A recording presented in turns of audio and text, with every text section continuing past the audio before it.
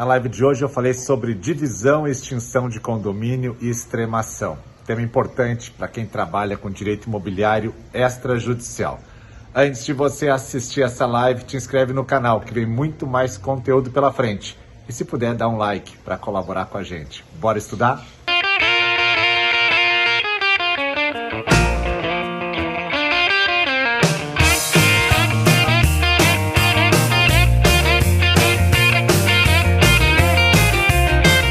O tema de hoje que eu resolvi falar é divisão e extinção de condomínio. Por que que eu escolhi esse tema, né? Eu fui convidado para dar um parecer num processo judicial. Claro, não posso falar o que é, né? Porque ainda não acabei o parecer. Mas eu fiquei muito feliz com o tema, né? Que era exatamente... É um imóvel rural muito grande, né? Já vou explicar. Que é exatamente a parte registral. E não é do meu feitio dar pareceres, até porque eu não tenho tempo de ficar fazendo um parecer hoje nessa correria que é a minha vida.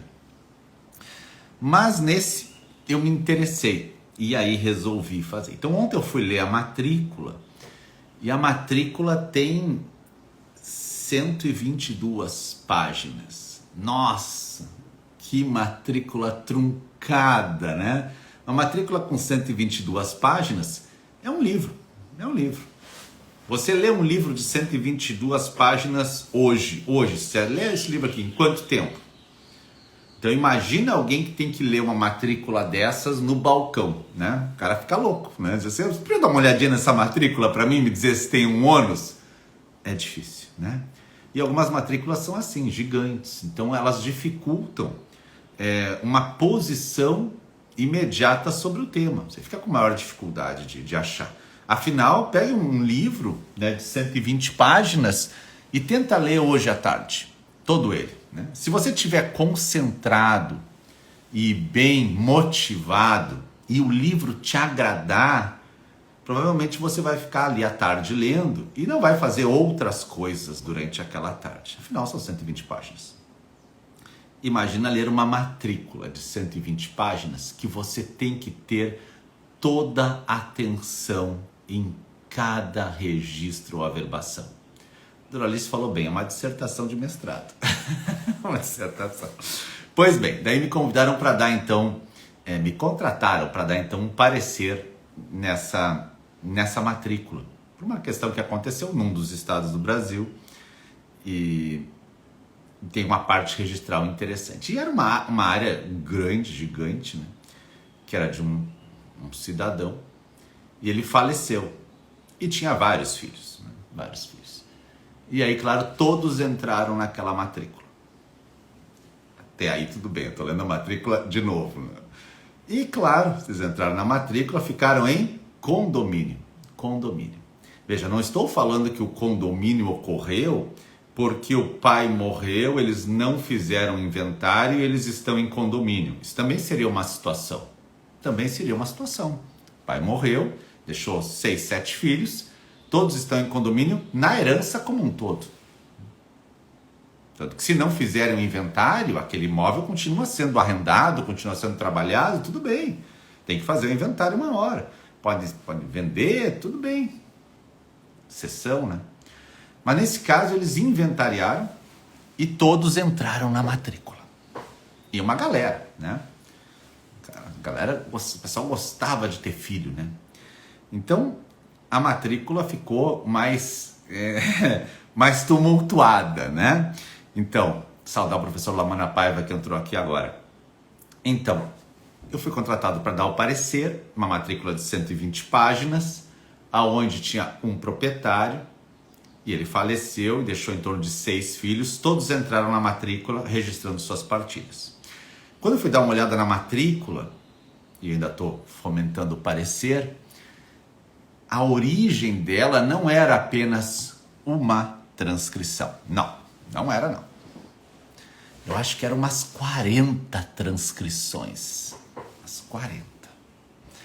O que me deixou preocupado em saber como é que pode 40 transcrições para uma matrícula. Novamente, aqui a gente relembra aquela galera que gosta de falar a transcrição é a antiga matrícula, é porque não entende nada do sistema, né?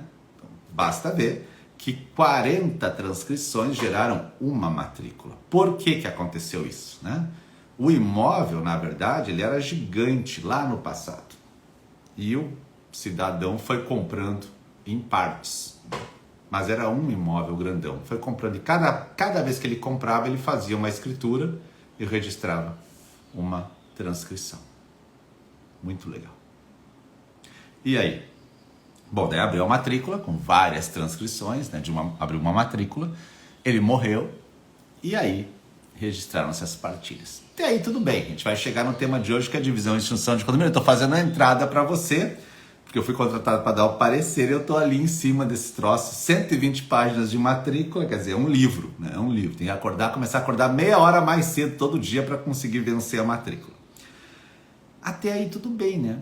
Situações comuns no Brasil são as pessoas estarem em condomínio. Eu vou fazer uma pausa para jogar só um paralelo no imóvel urbano. Tá? Eu vou fazer uma pausa aqui. Ó, qual é o paralelo no imóvel urbano? Imagine que eu tenho um terreno e tenho 6 filhos. E eu venho a falecer. E os 6 filhos não se acertam sobre a venda do terreno. Com quem fica o terreno? Não, o terreno é muito bom, é na praia. Nós vamos pegar e vamos ficar os 6 com o terreno. Tá? E depois a gente vai construir um prédiozinho. Então, nós vamos ter um terreno agora com 6 donos. Um terreno com 6 donos. Pô, professor, isso é coisa de louco. É, mas tem. Cada um registrou sua partilha. A diferença do imóvel rural para o urbano é que normalmente o rural, se ele for grande, eu vou conseguir dividi-lo em outros imóveis, respeitado sempre a fração mínima de parcelamento. Agora, se o imóvel é urbano e é um lote, e o conceito de lote está lá na 6766, ali pelo artigo 3º, né, que é um lote, né, porque ele tem estrutura, não é uma coisa no meio do mato, né? O lote tem 6 donos, eles não vão conseguir dividir. Vai ser muito difícil. Porque o município não vai permitir essa divisão, salvo se for caso de desdobro. Que a gente já estudou por aqui, depois a gente volta a falar. Como assim desdobro, professor? Não, isso acontece, né? Tem um lote urbano gigante. Né? Um lote urbano, sei lá, 3.000 metros. Grande. Como é que acontece isso? Acontece, às vezes tem. Não foi fruto de loteamento, foi fruto de uma evolução da urbanização do município, que ela é rural, a área urbana, cresceu o perímetro urbano, aí o imóvel foi desmembrado, passou para a área urbana, ficou um lote urbano gigante, 3.000 metros. Né? Aí é diferente, né? Dá até para fazer, dependendo do local que você está, 10 lotes de 300 e sem loteamento. Dependendo do local que você está, com o código de normas ou com a lei municipal. Tudo bem. Então eu já sei que as divisões ocorrem dessa forma. São várias pessoas que estão dentro de um imóvel e querem dividir. Esse caso que eu estou estudando é um imóvel rural gigante. Gigante, gigante, gigante. Eu vi ali que a Thelma colocou, poxa, não recebi notificação. O Instagram não notifica todo mundo quando eu faço live, gente. Tá? Fique bem claro isso. O Instagram não notifica. Ele notifica, assim, uma parte só. Porque senão teria que ter muito mais gente aqui. Tem 255 pessoas. Eu tenho 180 mil seguidores. Claro que nem todo mundo acorda cedo, né? Vocês é que são um pouquinho mais fora da curva. Mas ele não notifica. Notifica uma parte. Se você quer ser notificado quando eu faço live... Você quando vai ali no meu perfil, acho que tem receber notificações, tem que clicar lá. Daí toda vez que eu publicar algo ou entrar em live, ele vai te avisar, tá? Senão você não vai saber, ele é aleatório, né? O Instagram, achei ali, como botou a Fernanda, ativa o sininho. O Instagram notifica normalmente 5% de tudo que a gente faz, tá? 5%, normal. Maravilha. Agora a questão é, no imóvel rural, que é o cerne dessa live, eu posso dividir o imóvel? Posso, respeitado o quê? Fração mínima de parcelamento. Que houve uma mudança agora, né? Há poucos dias houve uma mudança e agora, se eu não me engano, ela é municipal, hein? Ela é municipal. Não é mais por regiões. Tá? que é uma legislação que tem que ser sempre trabalhada, né? O agro evolui muito e você fica com uma legislação da década de 60, o que acaba tornando difícil o trabalho de muitos produtores. Sempre falo do caso do alface, me ajudem agora, que é uma palavra difícil, como é que é? Hidropônico. Tu não precisa hectares para plantar esse alface hidropônico, que é aquele na água, né? Não. Mas imagina que você quer fazer um plantio disso e você precisaria ter no mínimo 3, 4 hectares hidropônicos. Isso aí. Obrigado, Fernanda. Hidralice gurizada. Você precisa de 3, 4 hectares, que é a fração mínima de parcelamento. Não tem fundamento, né? Então a gente sabe que existem, né, casos que você não precisa de tantos hectares, mas às vezes na região a cultura é uma. Então assim, houve uma alteração. Quem me falou da alteração? Eu não vi a alteração ainda. O meu professor de Direito Agrário do meu curso, o Arthur, que faz lives conosco, ele me disse ontem, mandou um áudio: professor, houve uma alteração aqui, vou regravar a aula. Eu disse, tá, beleza. Então tá. Então o que eu tenho que saber? Para dividir o imóvel, eu tenho que respeitar a fração mínima de parcelamento. Fração mínima de parcelamento. Maravilha. Então eu consigo dividir o meu imóvel. Agora olha só. Consegue dividir? Sim. Mas também pode extinguir o condomínio. Dividir é uma coisa, extinguir o condomínio é outra. Tá? Isso é uma coisa interessante, né? Tanto que são atos separados até. São uma coisa interessante, diferente da gente abordar. Por que eu falo que são coisas diferentes? Todo mundo sabe, quem é mais técnico, né, sabe que são coisas diferentes. Porque você imagina agora aquele imóvel rural, que eu tenho que dar o tal do parecer, que tem 6 donos, ok? 6 donos. Eles estão dentro da matrícula. Eram filhos, inventariaram, registraram a sua partilha. 6 donos. Se eles dividem o imóvel em 6, não quer dizer necessariamente que cada um já tem a sua parte. Isso depende de uma manifestação de vontade, em dizer, olha, fulano que tem tantos hectares pegou o canto de lá. Fulano que tem tantos hectares pegou o canto de lá. Depende da vontade. Se ninguém disser nada e a gente dividir o imóvel em 6, o que o registrador vai fazer? Ele vai pegar aquela matrícula, vai pegar o memorial descritivo, vai pegar a plantinha, vai pegar a RT, vai ver se falta alguma coisa que ele ainda precise ali, e ele vai pegar aquela matrícula, vai fazer o ato de desmembramento nela, que é uma averbação, vai encerrar ela e vai abrir 6. Em nome de quem? Cada uma em nome de todas as pessoas. Cada matrícula em nome dos 6, então. Os 6 vão estar em todas. Porque eles não disseram que eles querem acabar o condomínio, eles estão dividindo o imóvel. Outra situação é eles disserem assim, não, a gente quer dividir o imóvel em 6 e quer também acabar com esse condomínio, e cada um já vai pegar a sua parte. Agora sim, eu tenho uma manifestação de vontade, que é o quê? Acabar com o condomínio. Eu vou fazer agora uma analogia de novo com prédio urbano. Lembra que a gente estava falando do urbano no começo da live? Então agora vamos puxar para um prédio. Olha que interessante. Aqueles 6 irmãos que compraram o terreno, né, ganharam o terreno de herança, um lote de herança, eles disseram que iam construir um prédio. Maravilha. E eles constroem o prédio e averbam o prédio. Mas averbam como uma caixa, né? Um prédio com 4.000 metros quadrados, uma caixa. Não. Eles ainda não individualizaram, ou seja, eles não disseram quantos apartamentos tem, cada andar. Não, eles só averbaram o prédio inteiro por enquanto. Tudo bem, pode, não tem problema algum. Fica aquele troço na matrícula, um prédio averbado. Quem são o dono? Os 6. O que a gente vê às vezes no interior, que é muito comum, cidade grande também, né? Quando eles individualizam os apartamentos, eles esquecem de dizer qual apartamento seria de cada um deles.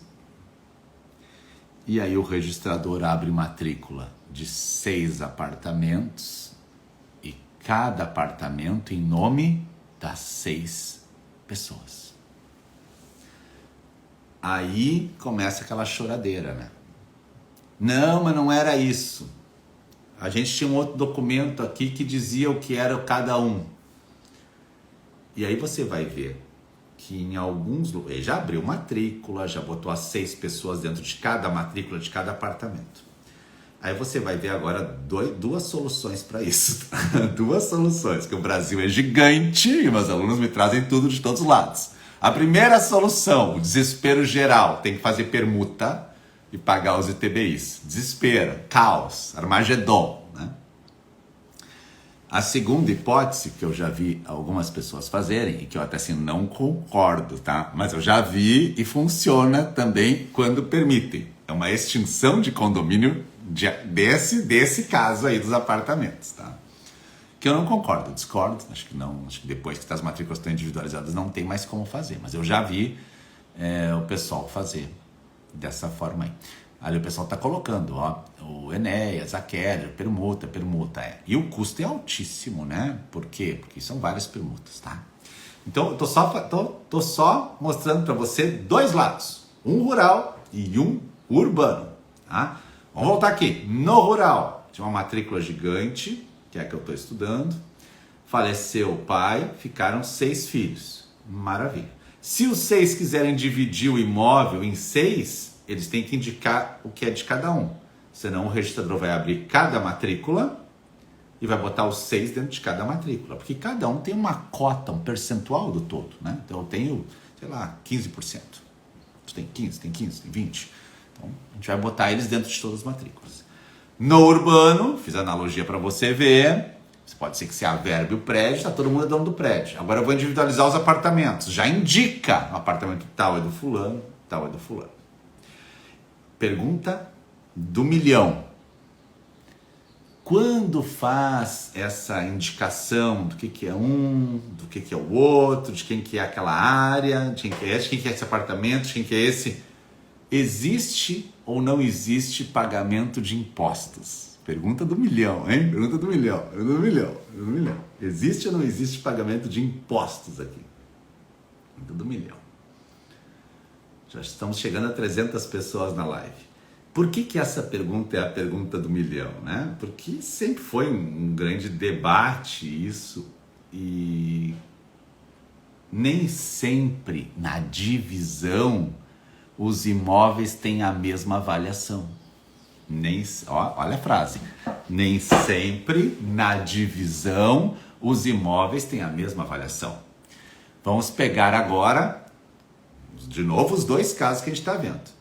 Vamos primeiro agora pelo urbano. No prédio urbano, um dos proprietários ficou com a cobertura e o outro ficou com o apartamento do primeiro andar. Eles valem mais ou não valem mais? Interessante, né? Agora vamos para a área rural. Na área rural, uma área rural extensa, de um lado passa uma BR com movimentação, permite montar um posto de gasolina. Do outro lado é mato. Aí um ficou do lado de cá, o outro ficou do lado de lá. Haverá ou não tributação? Tema árduo. Não existe fórmula mágica. Estou trazendo para você, só que existe esse problema hoje. Chegamos a 300 pessoas, 7 da manhã é o melhor horário da live, que a galera acorda, daí já tá na cama, você tá na cama, você que entrou agora na live, tá na cama pegando o celular e me olhando, porque às 7 horas é o pico da live. Então eu tô falando, para quem tá chegando agora, nós passamos de 300, que tem divisão e extinção de condomínio em imóvel rural e imóvel urbano. Agora pode acontecer diferença de áreas? Pode acontecer a mesma área, mas com diferença de valores, tá? Então, num prédio a gente dividiu e um apartamento vale mais que outro. No imóvel rural a gente dividiu um imóvel vale mais que outro, uma área vale mais que outra. Maravilha. Ó, a Janine está acordando. Meu abraço ao Gustavo, está acordando junto aí também, tá? Bom, e aí? Tem diferença de tributos ou não, professor? Pode ter sim. Pode ser que a fazenda queira cobrar, e aí cabe a você ir lá e trocar ideias sobre essa tributação, tá? Agora, no imóvel rural, quando a gente faz essa divisão, que é a matrícula que eu estou dando parecer, quando a gente faz essa divisão, a gente tem uma área grande, divide ele e atribui aqui é teu, aqui é teu, aqui é teu, aqui é teu. Às vezes, uma ou outra pessoa quer comprar já uma parte do outro. Não, já me bota um pouquinho a mais. Essa compra vai ser tributada, tá? Então, quando eu faço a divisão e extinção, a compra vai ser tributada se houver diferença diária, tá? Havendo diferença diária, não havendo diferença diária, a regra é que não precisaria tributar. Mas a gente encontra algumas fazendas dizendo, não, o imóvel tal valeu mais que o imóvel tal, e querendo tributar. Maravilha. Então, voltamos agora para o nosso imóvel. A gente tem um imóvel rural grande e quer dividir e extinguir o condomínio. E são coisas diferentes. A chave que eu uso para ensinar os meus alunos é bem simples. E claro que eu sempre sou criticado pelas minhas chaves, né? Porque eu ensino a pensar, mas não é o modo mais robusto, né? De associar as palavras. Mas eu vou dizer para você que está vendo essa live então. Quando eu digo dividir imóvel, eu divido o imóvel mesmo. Eu divido o imóvel em várias fatias. E se eu disser que eu vou extinguir o condomínio, eu divido as pessoas. Essa é o modo que eu sempre ensinei. As pessoas. Por isso, se eu disser assim, nós vamos dividir um imóvel em 6, e nós somos 6 proprietários do imóvel, não se falou em nenhum momento em dividir as pessoas, somente dividir o imóvel. Então a gente vai dividir o imóvel em 6 pedaços e vai colocar 6 pessoas dentro de cada imóvel. E abrir 6 matrículas assim. Perfeito. Agora, se eu disser dividir também as pessoas, vou dizer, como é que fica então essa divisão? Então, nesse caso, o imóvel A para fulano, o imóvel B para ciclano, e assim vai. Uma das formas de divisão de um imóvel, e agora o Américo colocou ali uma coisa muito importante, a avaliação imobiliária não é uma ciência exata. Exatamente, isso aí, né? Não é. Sempre pode ser questionado, inclusive. Por que não é uma ciência exata a avaliação? Só para eu voltar aqui. Porque eu já vi garagem valer mais que apartamento. Eu já vi diferença de um para outro lote gritante. E às vezes você vai à fazenda, conversa.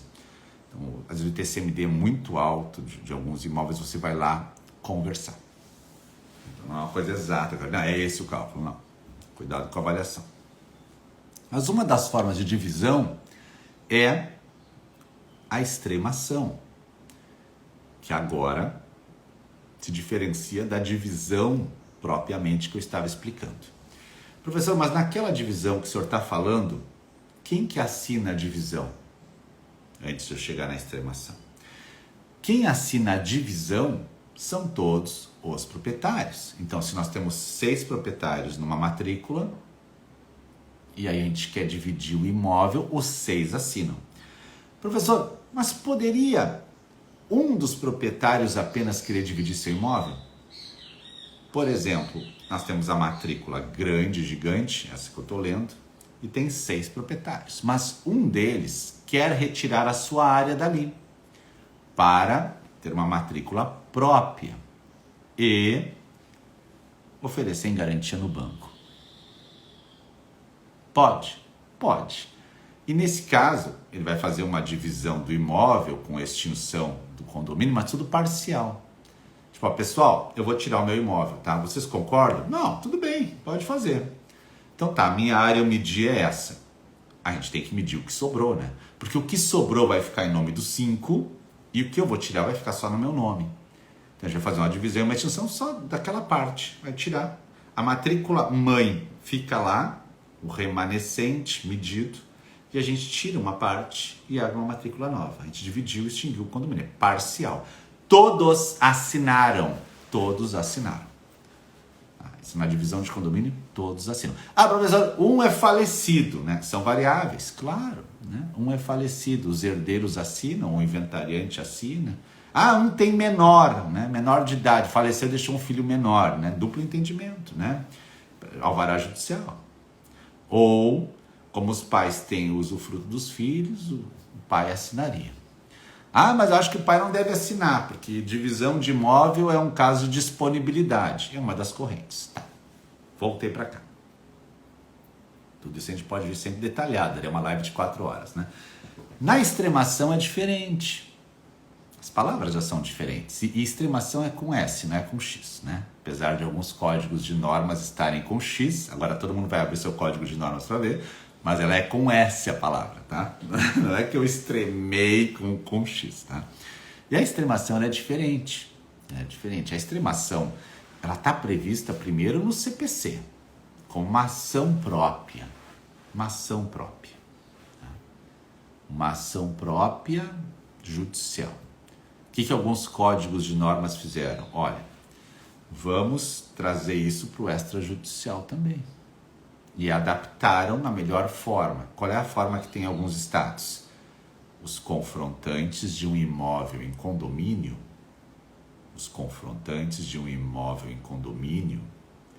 que se sabe onde é a posse de cada um, os confrontantes assinam. Voltamos para aquele meu imóvel com 6 pessoas. 6 pessoas estão no imóvel. Lá podem existir 2 situações. A primeira, cada um tem a sua área demarcada. A gente vai chamar isso de condomínio pró-diviso. Cada um já tem a sua cerquinha, mas a matrícula é uma só. Segunda situação, ninguém está lá no imóvel, eles botaram para arrendar o imóvel. E uma pessoa arrendou todo ele. Ou seja, não tem como a gente saber onde é a posse de cada um daqueles proprietários. O imóvel é um todo e está arrendado. A família não quer trabalhar no campo. O pai morreu e ele, não, nós não somos do campo, vamos arrendar isso aí. Então os 6 são condôminos do imóvel, mas não tem como saber onde é que está cada um, porque eles estão no apartamento, em São Paulo, só recebendo o arrendamento. Então são situações diferentes. Para eu poder fazer o que a lei chama de extremação, eu tenho que ter uma posse localizada nesse imóvel em condomínio.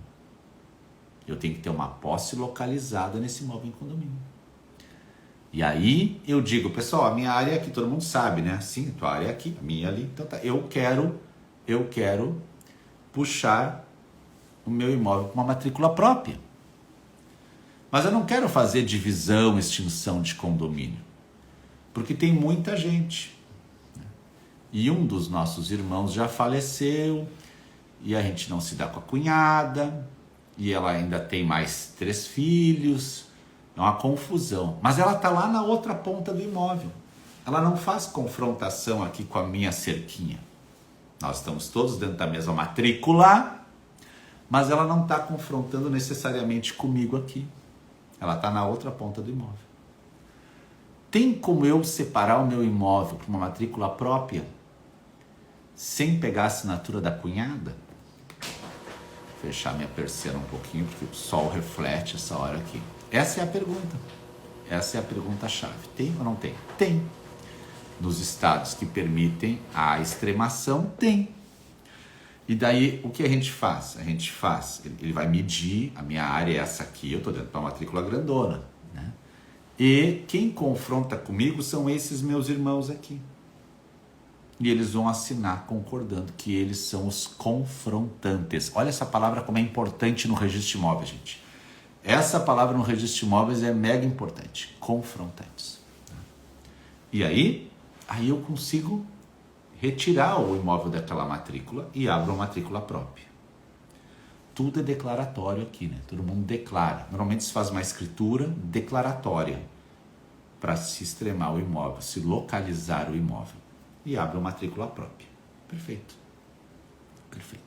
Quando confronta com a rua, o Mauro pergunta, vai depender do local que você está no país, a gente vai precisar da concordância municipal ou não. Tá? Normalmente imóveis de uso comum do povo não precisa. Até porque você não vai entrar nele, ele não pode ser usucapido. Então, por mais que tu consiga avançar um pouquinho, a qualquer momento o Estado vai lá e te diz, não era teu isso aqui. Tá? Então eu consigo dividir o imóvel e consigo extremar o imóvel né? Dividir e extinguir o condomínio ou extremar o imóvel. Na extremação acontece automaticamente o efeito já da extinção, quando as pessoas que vão lá e assinam, isso é a parte dele, então extinguiu o condomínio. Então eu já vi a diferença de divisão e extinção e vi a importância dos confrontantes. Por que eu falei confrontante é importante? Por quê? Porque confrontante eu vou te dar 3 diplomas que tu vai achar ele. Primeiro, confrontantes na uso capião. Segundo, confrontantes na retificação. Terceiro, confrontantes na extremação. Você viu que o sistema se interessa pelos confrontantes? Muito. Por quê? Porque como tem que ser protegido o direito de propriedade dos confrontantes, não posso eu avançar a minha linha em cima deles. Não posso eu avançar. Então eu vou dizer, não, eu quero retificar minha área. Retificar minha área. E na matrícula está errado. Lá diz que eu tenho tanto, mas eu tenho mais. Preciso ou não preciso da assinatura dos confrontantes? Preciso, porque senão eu vou invadir a área do cara. Eu quero localizar a minha área dentro de uma área em condomínio. Localizar e abrir matrícula. E aí eu vou usar o instituto da extremação. Preciso da assinatura dos confrontantes ou não? Preciso, para eu não invadir a área do outro, a posse do outro. Também vou fazer isso aí quando eu precisar, claro, da assinatura para dividir o imóvel, na extinção de condomínio. Desde que eu respeite a divisa para fora do imóvel, né? Fora da matrícula. Tá aqui, tá ok, tá. Dos para cá a gente pega a assinatura de todo mundo, confrontantes e não confrontantes. E o terceiro, uso capião.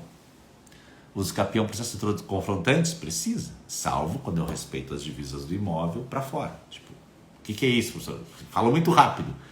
Fazer uso capião de um lote, de um loteamento. E o lote tem 350 metros na matrícula. E eu quero fazer uso capião dos 350 metros exatos. Eu não estou saindo uma linha para fora do que está na matrícula e o que está no meu mapa.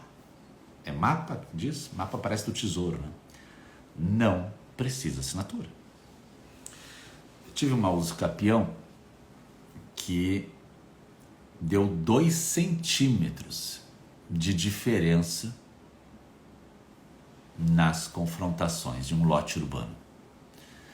Daí eu disse pro pessoal, gente, 2 centímetros, não me faz uma coisa dessa, pelo amor de Deus. Mede de novo, quem sabe, né? Na hora que puxou a trena não viu que tá errado esses 2 centímetros. Porque se tiver esses 2 centímetros, fica muito difícil de eu dizer assim, vamos dispensar a assinatura dos confrontantes. Que quem sou eu para dizer que 2 centímetros é pouco ou é muito? Depois o cara vai lá e bota o muro no terreno do vizinho para ver 2 centímetros se ele não pula no teu pescoço. Dependendo do local, 2 centímetros é ouro. Eu chamei o pessoal, vocês têm certeza que mediram isso aqui, né? Desculpa até eu falar certo, né? A engenheiro me disse, sim, certinho, né? É 2 centímetros a mais. Beleza. Então só vai sair com a assinatura dos confrontantes.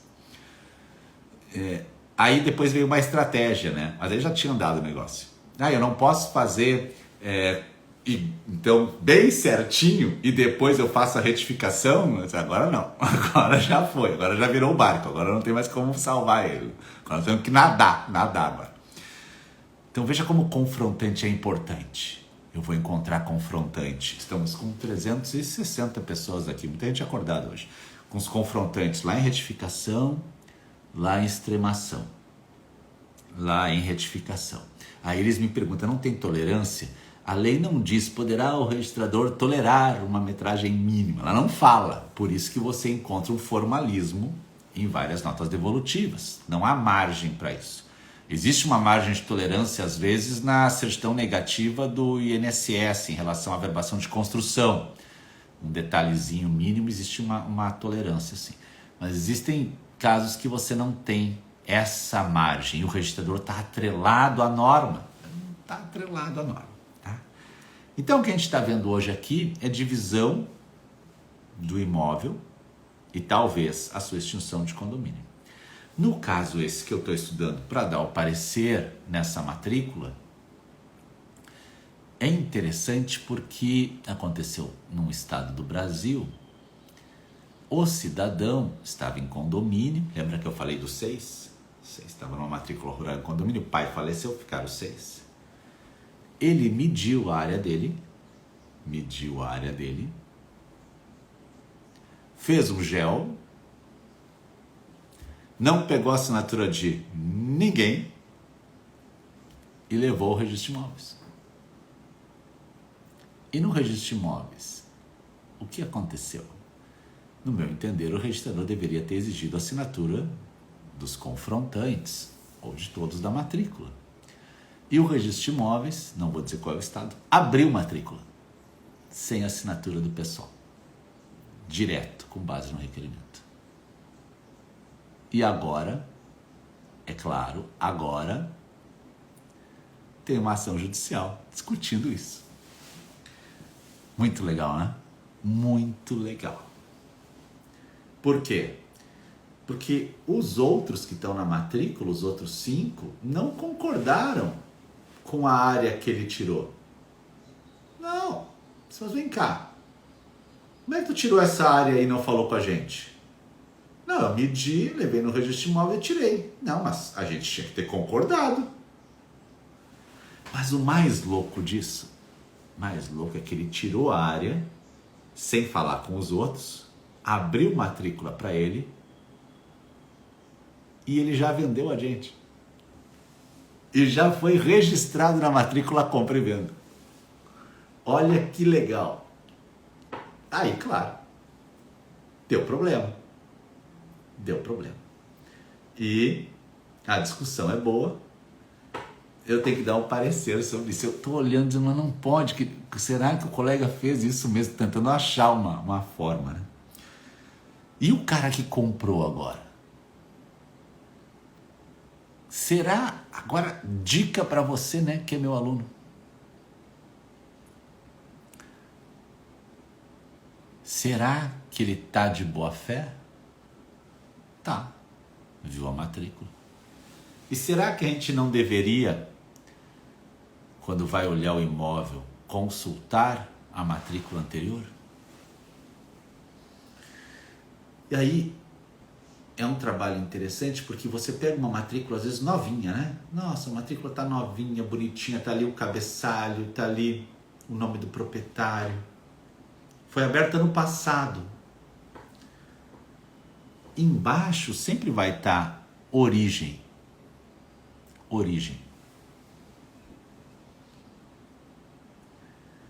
Custa você dar uma olhadinha na anterior?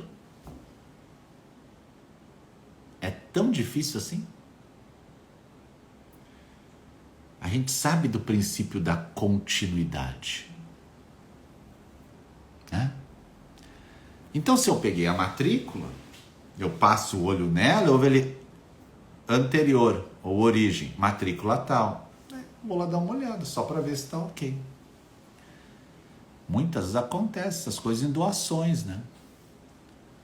O cara doa, daí alguém destaca uma área, abre matrícula, esquece de trazer um usufruto para cá. Meu Deus do céu. A Ana pergunta, por que não pegou a assinatura dos confrontantes? Esse é o X da questão, né? Porque a norma do GEL fala, né, muitas questões de retificação que não precisa assinatura dos confrontantes. Tem uma recomendação até do CNJ. Mas é quando ela já está medida, né? Já está medida, eu vou só encaixar o GEL nela, tudo bem.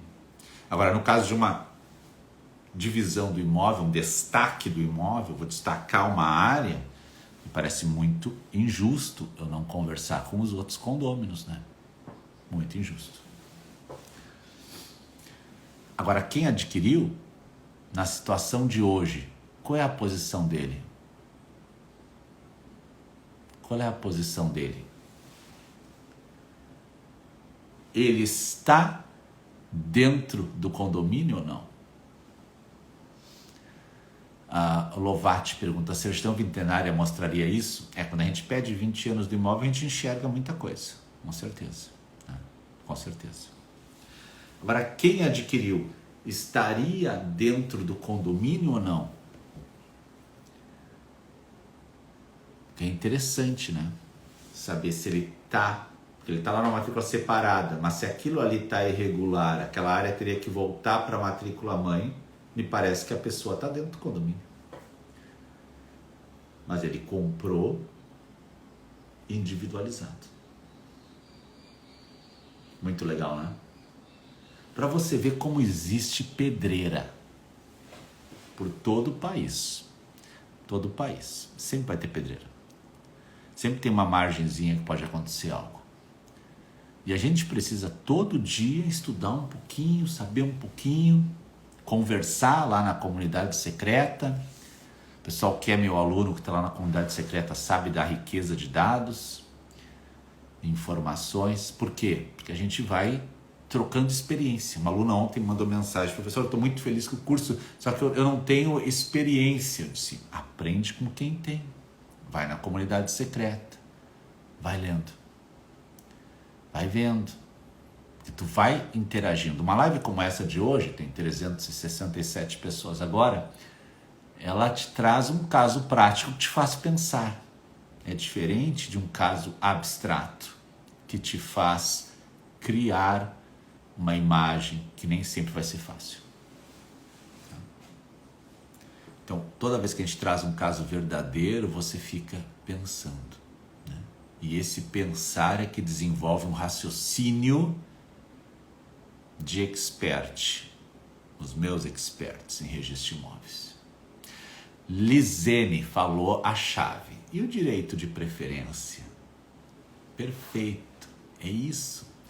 Se esse cara que comprou o imóvel dessa matrícula destacada, ele comprou, ele não tinha nenhum direito de preferência na cabeça dele para ele se preocupar, porque o imóvel estava uma aula separada.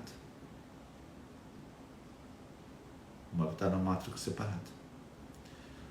Agora, se ele tivesse comprado aqui dentro, o imóvel está em condomínio, ele vai comprar de um, nós temos direito de preferência, está lá no 504 do Código Civil. Ou seja, os outros condôminos querem comprar também esse pedaço, não tem que vender para um terceiro estranho. Traz para cá.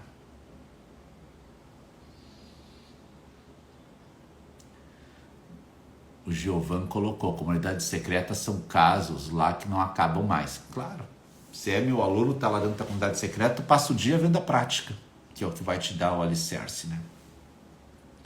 Então, o direito de preferência vai ter aqui. Agora, nesse caso, como a matrícula foi separada do todo, sem assinatura desses, e a matrícula está lá sozinha, e um outro comprou, esse que comprou está livre do direito de preferência ou não? Fernanda colocou ali, lá na comunidade secreta tem 3.800 alunos. Na minha plataforma Hotmart tem mais de 5.000, mas nem todos vão para a comunidade secreta. Até porque tu não vai ver todo mundo querendo discutir o dia inteiro o caso prático, né? Tem gente que vem ali só pegar na Hotmart. E a galera que está na Hotmart também pode ir para a comunidade secreta. A comunidade tem 3.800. A galera colocou: seria ótimo uma live acerca de direito de preferência. Adoro também. Mas para a gente aproveitar um pouquinho, então, já que você pediu isso, o direito de preferência, que está lá no 504 do Código Civil, é um específico. Tem vários direitos de preferência no Brasil. Vários. Então, vou encontrar vários. Na locação, né? Vários direitos de preferência. Lá na alienação fiduciária, na compra e venda, na arrematação, vai ter vários.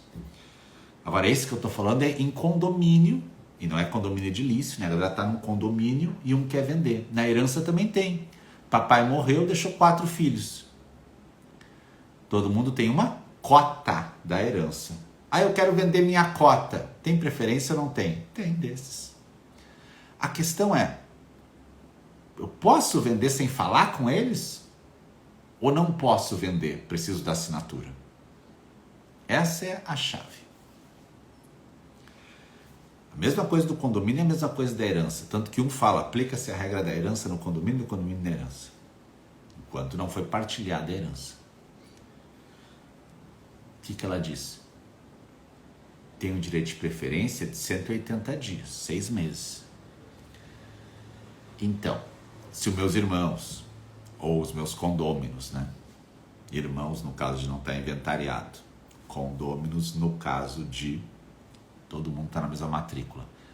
Um deles vendeu a sua cota para um terceiro. Digo, peraí, eu sou condômino disso aí. Eu queria ter comprado por esse preço, ninguém me ofereceu. Então eu vou fazer o quê? Eu vou entrar com uma ação, eu vou depositar o imóvel e pedir, depositar o valor e pedir o valor de volta. Quem comprou não vai sair no prejuízo. Quem comprou vai receber o dinheiro. Eu também queria comprar, eu te dou o dinheiro que tu pagou. Pronto. Pessoal, olha, a Vanessa e mais alguns, precisa ter Facebook para entrar na comunidade secreta? Sim, cria um, né? Não manda para os amigos para ninguém ficar te incomodando na rede social, porque o Facebook pouca gente usa hoje, né? E entra na comunidade secreta, tá? É lá que tu vai ver. A comunidade secreta está no Facebook, é uma sala fechada, não é no Facebook comum, é uma sala fechada só nossa, tá? É um grupo nosso lá dentro, ninguém entra sem ter a senha e o e-mail. Então a preferência é isso. E é engraçado que se discute anulável essa compra e venda. Veja, um condômino vende para um terceiro. E eu que sou condômino, eu queria ter comprado essa venda, que eu vou conseguir fazer voltar atrás, ela é anulável? E alguns entendem que é anulável. Outros entendem que ela é ineficaz. Aí dá pra gente fazer uns degraus aqui da escada pontiana. Eu acho que tem muito mais cara de anulável. Mas se você ver, tem uma live minha com o professor Flávio Tartucci, está lá no curso. E eu falo, é anulável, né, professor? Ele, não, é ineficaz. Eu disse, tá bom, né? Quem sou eu para discutir com o Flávio Tartucci, né? Quem sou eu na fila do pão, né? Os maiores civilistas brasileiros. Não sou eu que vou discutir com ele. Então a gente vai... Mas o efeito é muito parecido, né? Porque eu faço o imóvel voltar. E aí a questão é, se ela é anulável, a gente vai encontrar tabeliães que fazem a escritura e tabeliães que não fazem. Exemplo clássico, vamos para a prática. Eu não me dou com meus irmãos, papai morreu, nós somos 4 irmãos. Eu quero vender, pegar uma grana. Eles não querem fazer inventário, estão se amarrando e eu preciso da grana e ninguém faz nada. Eu pego e digo, ó, seguinte, eu vou vender a minha parte. E eles dizem, tu não sabe onde é que é a tua parte. Papai tinha 10 casas, 2 caminhões, tu não sabe. A gente não partilhou ainda, tu tem uma cota disso. Tá? Tu tem 25%, eu tenho 25%. Então, beleza, eu vou vender os meus 25% então. Daí eu vou no tabelionato, eu quero vender os meus 25%. Tá aqui o comprador. Faço uma cessão de direitos hereditários onerosa. Tabelião faz ou não? A maioria faz. E aí depois você, com essa sessão, você vai ao inventário e dizer, pessoal, cheguei aqui na área, tenho 25%. Aqueles 3 outros irmãos tinham direito de preferência nessa compra ou não? Tem. Prazo de 6 meses para pegar de volta. 6 meses a contar do quê? Aí a gente vai enlouquecer na live, né? Agora vamos para os condôminos. Mesma história. 4 condôminos numa área. Vamos dizer que o papai faleceu, 4 filhos. Inventariaram e os 4 foram para dentro da matrícula. Maravilha. Agora, os 4, um está vendendo a sua cota para um terceiro. Uma outra pessoa. Esses 3 podem exercer a preferência ou não? Podem. Eles vão depositar o valor da escritura, o valor que constou lá, e vão pedir para o juiz de volta esse imóvel.